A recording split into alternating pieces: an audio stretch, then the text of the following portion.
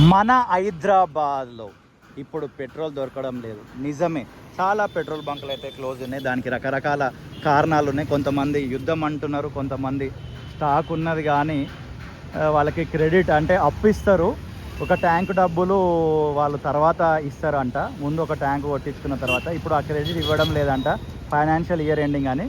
So సొంత డబ్బులు పెట్టుకొని పెట్రోల్ బంక్ వాళ్ళు కూడా డబ్బులు లేక తెచ్చుకోవడం లేదు కొంతమంది అని. ఇంకా రకరకాల కారణాలు ఉన్నాయి. గ్రౌండ్ లెవెల్లో రీజన్స్ ఎగ్జాక్ట్ అయితే నాకు తెలియదు, ఎందుకంటే ఇంటర్నేషనల్ న్యూస్ చూసే అలవాటు ఎక్కువ మనకు లేదు. నేషనల్ న్యూస్లో మన వాళ్ళంతా 90% ఫేక్ న్యూసే ఇస్తారు. ఆ గ్రాఫిక్స్ తోటి ఏ న్యూస్ కూడా ప్రాపర్గా ఉండదు. బట్ మొత్తానికి హీరో విలన్ కొట్లాడుకొని కమెడియన్ బలైనట్టు వేరే వేరే దేశాలు కొట్లాడుకొని మన భారతదేశం అయితే బలవుతుంది ప్రజెంట్. ఇది మన పరిస్థితి. మోడీ గారు కూడా అన్నారు కదా, మనము కోవిడ్ని ఎదుర్కొన్నట్టుగా ప్రస్తుత పరిస్థితులను కూడా ఎదుర్కోవాల్సి వస్తుంది.